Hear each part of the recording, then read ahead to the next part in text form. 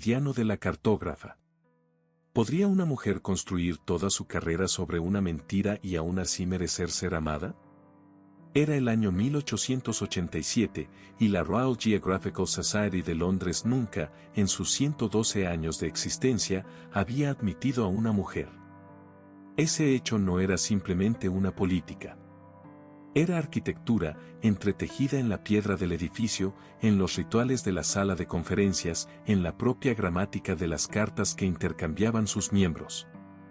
Y, sin embargo, en el otoño de ese año, su joven miembro más celebrado había pasado los últimos 4 meses carteándose con una cartógrafa en Viena cuyos mapas del interior otomano eran tan precisos, tan luminosamente detallados, que 3 equipos de expedición distintos habían solicitado su trabajo por su nombre. Su nombre, por supuesto, era el problema. Había firmado cada carta, cada artículo, cada estudio anotado como E. Bass. Solo iniciales. La sociedad asumía, como siempre lo hacía, que las iniciales significaban un nombre. La cartógrafa tenía 31 años, era hija de un topógrafo que le había enseñado a leer la topografía antes de que pudiera leer oraciones, y llevaba 9 años escondida dentro de esas 2 letras. No por vergüenza. Por estrategia. Había aprendido desde temprano que el mundo no tomaría en serio su trabajo si supiera que sus manos lo habían dibujado, así que se había hecho invisible dentro de su oficio, y su oficio se había vuelto lo suficientemente brillante como para viajar sin ella. El miembro de la sociedad tenía 34 años, geógrafo de formación y viajero por compulsión, el segundo hijo de una familia de Shropshire que esperaba que administrara sus tierras y que se horrorizó en silencio cuando decidió, en cambio, pasar sus 20 cartografiando sistemas fluviales en Anatolia. Era conocido en los pasillos de la sociedad por su rigor, por su exigencia de precisión y por su incapacidad casi innata de aceptar trabajos en los que no confiaba. Había elogiado a E. Bass en una conferencia ante sus colegas. Había llamado a los mapas de Viena una forma de genio. Llegó a Viena en octubre para encargar nuevo trabajo para una próxima expedición al Nilo. Esperaba conocer a un erudito. En su lugar, la conoció a ella, en su estudio sobre una relojería, rodeada de instrumentos de dibujo y montones de notas topográficas, con tinta en los dedos y una expresión en el rostro que le dijo, en el espacio de 2 segundos, que esperaba que ese encuentro saliera mal.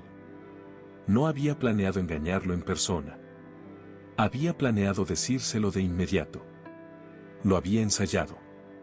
Pero él entró ya confiando en E. Bass, ya agradecido, y las palabras que había ensayado se desvanecieron, y se limitó a decir que era su asistente, que manejaba la correspondencia mientras E. Bass viajaba.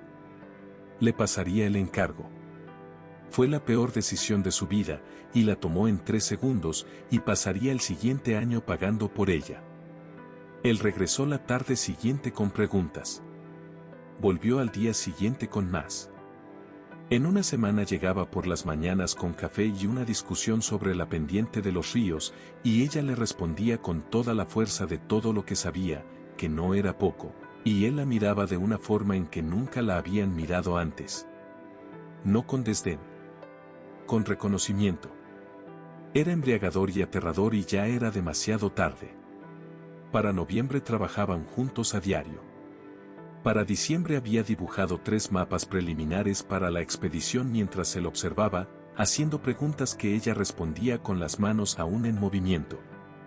Para enero le había dicho, en voz baja, durante una cena en un café cerca de la Stephenstown, que creía que era la persona más extraordinaria que había conocido en una década de viajes.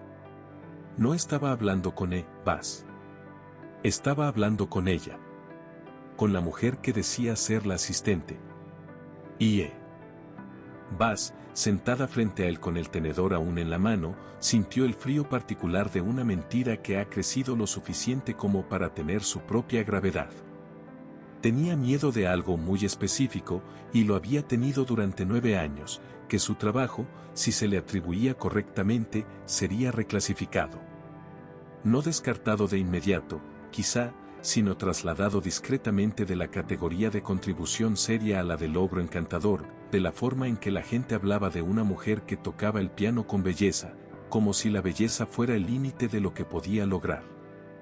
Había construido a Bas para escapar de esa reclasificación, y ahora Bas se había convertido en el muro entre ella y la única persona que había mirado su trabajo y había sentido, sospechaba, algo cercano a lo que ella sentía cuando lo hacía.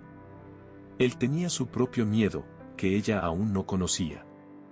Había pasado su carrera negándose a permitir que el sentimiento personal comprometiera el juicio profesional, porque había visto a su padre arruinar 3 relaciones de negocios por sentimentalismo, y había decidido a los 22 años que siempre elegiría la corrección por encima de la comodidad. Había construido una reputación sobre ello. Estaba orgulloso de ello.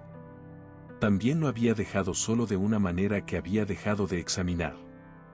En febrero por fin se lo dijo. No porque hubiera reunido valor, sino porque el calendario de la expedición se había adelantado, porque la sociedad estaba solicitando un contrato formal con Bas, y porque continuar la ficción requeriría que inventara a un hombre y lo sostuviera mediante correspondencia durante otros 8 meses, lo cual no podía hacer.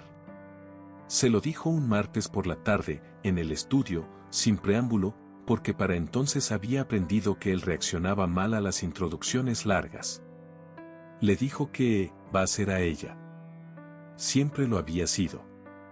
Que cada mapa que él había elogiado, cada técnica que había descrito como innovadora, cada estudio que había guiado con seguridad a 3 equipos de expedición a través de territorios desconocidos, había sido dibujado por la mujer a la que él había estado tratando como asistente. Él guardó silencio durante mucho tiempo. Cuando habló, dijo que necesitaba pensar, y se fue. Ella no supo de él durante 9 días, que, como describiría después a su hermana en una carta, fueron los 9 días más instructivos de su vida, porque durante ellos descubrió que había estado esperando, sin saberlo del todo, a que alguien tuviera la oportunidad de valorarla con honestidad y eligiera hacerlo. Había construido a Bas para protegerse del rechazo, y al hacerlo había hecho imposible el rechazo real. Había estado a salvo y había estado sola, y había confundido ambos estados durante casi una década. Él, durante esos 9 días, estaba llevando a cabo su propio ajuste de cuentas privado. Estaba enojado, y luego se avergonzaba de su enojo, y luego volvía a enojarse. Se sentía engañado. También, cuando se sentó y se obligó a ser preciso al respecto, reconoció que no había sido engañado en nada que importara. El trabajo era real. Las conversaciones eran reales. Su respuesta a la mente de ella había sido real. Lo que había sido engañado era una suposición que había mantenido sin examinarla, que Bas era un hombre, cosa que nunca le habían dicho, solo había inferido, y esa inferencia había sido su propia construcción, edificada sobre la arquitectura de una sociedad que nunca había cuestionado quién tenía derecho a tener un nombre. Volvió el 10º día. Le hizo 3 preguntas sobre el estudio del Nilo, preguntas técnicas, del tipo que le habría hecho a Bas.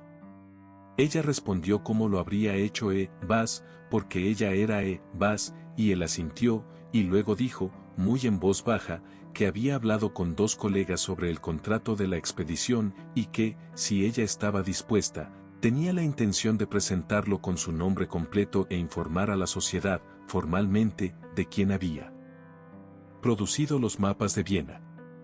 Le preguntó qué creía que pasaría.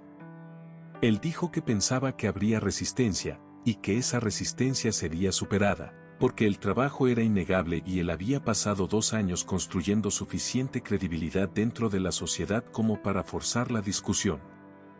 Dijo que sería una lucha. Dijo que creía que era una lucha que valía la pena. Ella le preguntó por qué. Él dijo que porque el trabajo merecía existir con su nombre en él, y porque pensaba que podía estar enamorado de ella, y esas 2 cosas no estaban separadas. Ella le dijo que estaba agradecida, y que pensaba que también podía estar enamorada de él, y que aún no estaba segura de que la sociedad fuera a sobrevivir a la información. Él dijo que, en su opinión, ese era problema de la sociedad. La primavera fue difícil. Su carta formal al comité de membresía de la sociedad generó 3 semanas de correspondencia conflictiva. 2 miembros senior retiraron su apoyo a la expedición. Uno escribió una carta a un periódico que fue, en retrospectiva, el tipo de oposición que aclara un debate en lugar de ganarlo, porque sus partidarios, que eran más numerosos de lo que cualquiera había esperado, la usaron como catalizador. La sociedad no colapsó.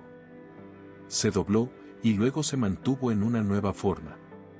Para junio, el contrato de la expedición fue firmado bajo su nombre completo.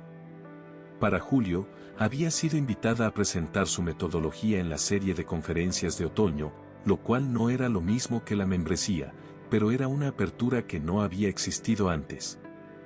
Para agosto, ella y el geógrafo habían viajado juntos a los Alpes suizos, nominalmente para llevar a cabo un estudio del movimiento glacial, y habían pasado buena parte de ese viaje hablando de todo excepto de glaciares. Se casaron en Viena en la primavera de 1889, en el barrio del Relojero, lo suficientemente cerca de su estudio como para que pudiera ver la ventana desde los escalones de la iglesia. Él le propuso matrimonio en el estudio, rodeado de sus herramientas de dibujo, lo que le pareció el lugar correcto, el que más honestamente le pertenecía. Ella aceptó de inmediato, lo cual lo sorprendió un poco, porque había esperado que lo pensara más tiempo. Ella le dijo que lo había estado pensando desde febrero. La expedición del Nilo produjo 7 mapas, todos atribuidos de manera conjunta, todos utilizados posteriormente por 4 organizaciones geográficas distintas en 3 países. La sociedad admitió a su primera miembro mujer en 1913, 24 años después, un plazo que no fue tan largo como podría haber sido, en parte porque la cuestión fue forzada, de manera formal y pública, en 1888, por un geógrafo de Shropshire y una cartógrafa de Viena que se negaron, juntos, a dejar que la respuesta permaneciera enterrada bajo 2 iniciales. Ella mantuvo el nombre de Bass en su correspondencia personal durante el resto de su vida. No para esconderse. Porque había sido su primer nombre, el que se había dado a sí misma cuando tenía 22 años y necesitaba un lugar donde poner todo lo que sabía. Había crecido dentro de él, y luego lo había superado, y luego se había casado y tenía un esposo que la llamaba por su nombre completo cada mañana como si fuera una especie de ceremonia, lo cual, había llegado a entender, lo era. Los mapas aún existen. Varios de ellos cuelgan en el archivo de la Sociedad en Londres, correctamente atribuidos, en una antesala que fue añadida al edificio en 1921, en una ala que fue financiada en parte por una dotación que ella estableció antes de morir, porque creía que las habitaciones importan y que la arquitectura del mundo no es fija y que alguien, siempre, tiene que estar dispuesto a trazar el nuevo meridiano. ¿Le gustó la historia de hoy? Quédese un momento más. Cuéntenos en los comentarios, ¿desde qué ciudad nos ve? ¿Este mensaje le llegó? Y si tiene ideas para nuevas historias, compártalas, su sugerencia podría ser el próximo video. Deje un like si este mensaje le dejó algo. Suscríbase para no perderse lo que viene. Si cree que a alguien le puede gustar este mensaje, compártalo. Y si desea apoyar el canal, puede revisar los enlaces en la descripción. Algunos son enlaces de afiliados, así nos apoya sin costo adicional. Muchas gracias por estar aquí. Nos vemos en el siguiente video.